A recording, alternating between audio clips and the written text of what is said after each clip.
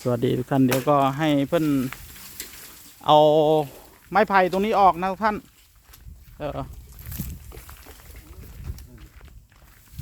เอาไม้ไผ่ก็อันนี้ให้เอาออกเพราะว่ามันอยู่ใกล้บ้านนะทุกท่านเดี๋ยวผมให้เพื่อนตัดเอาออกแล้วเอาไปทำรั้วนะเอาไว้ไปทำ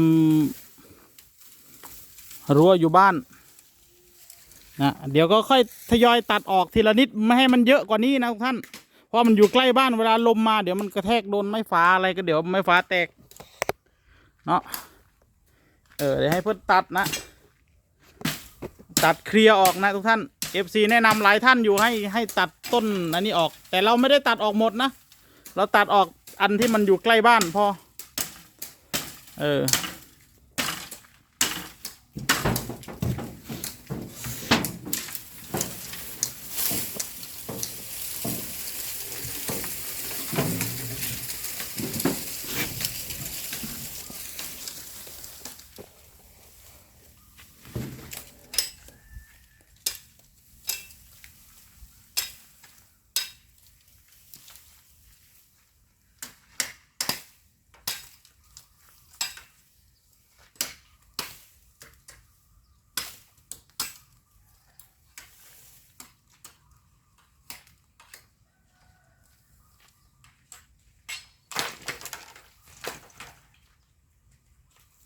โยนตัวหมอนเอ็นไม่ไปเอ็นโจ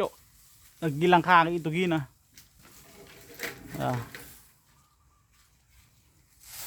แล้วกี่กมัดก็ก่อเรื่อยๆแล้วมันตื่นเมียตื่นก็มอดีกันเลยทั้งช่วยทั้งให้ซีแล้วดอกจีบีกันแล้วอันจีเทิงก็ก่อนี้ก็ดีดื้อแต่ว่าอันกับอีพวกแล้วเนาะอันบืนรบมันนั่นแหละกักบ้านของพี่เนาะส่วนจนเตอะดงล่ะอันจนดื้อปูนแตกได้เลย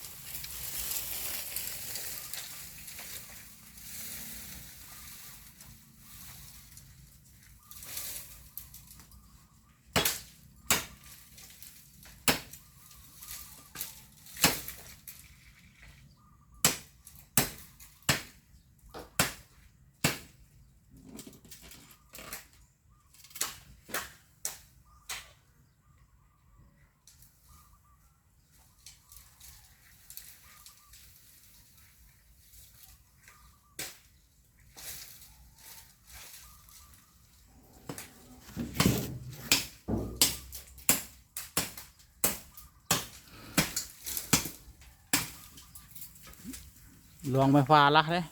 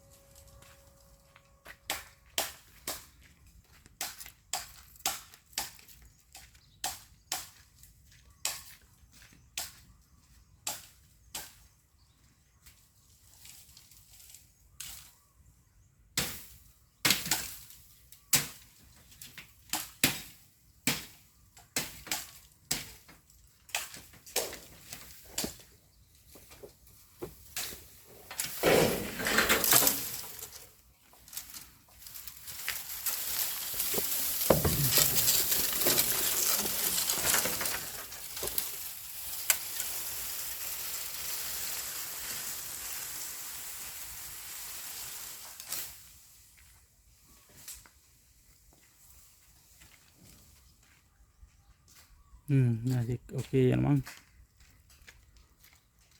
ตอนนั้นชิโตอยู่6 โลอยู่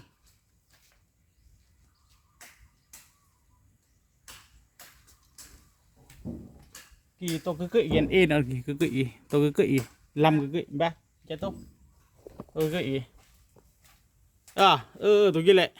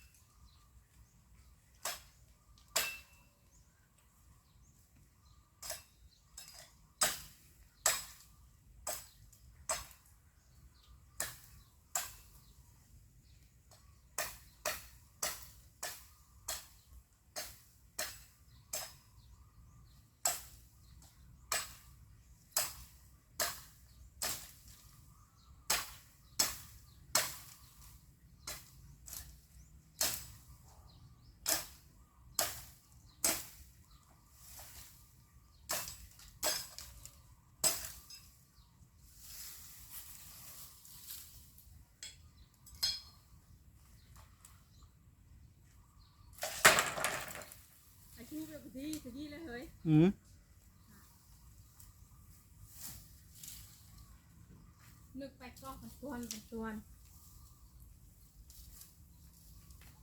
ปูหาอะไรดิ ว่านะเงยองค์ก็หันละตะกี้เม็ด คือว่าอาบอดตู้อิมรัง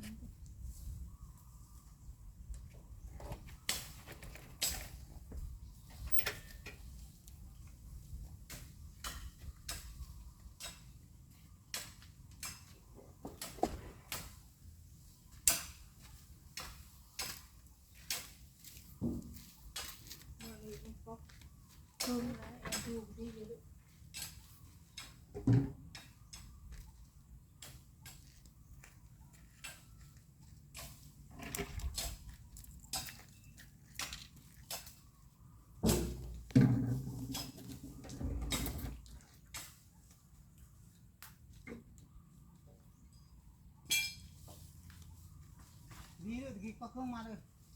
ตะกี้ก็เครื่องไหนดีเลย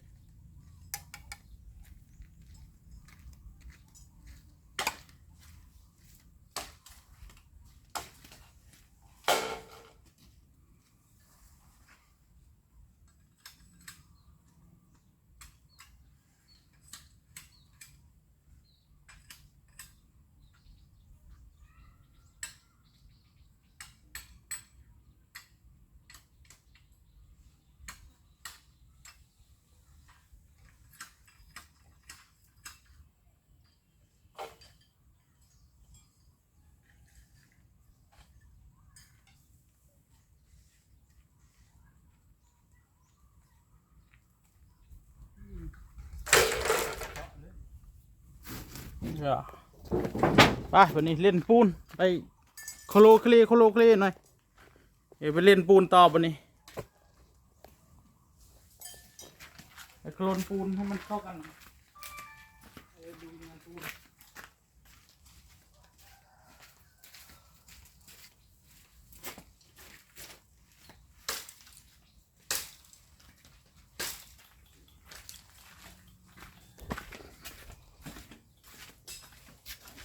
พอดีอ่ะกินไปพอดีจนเดี๋ยวอีก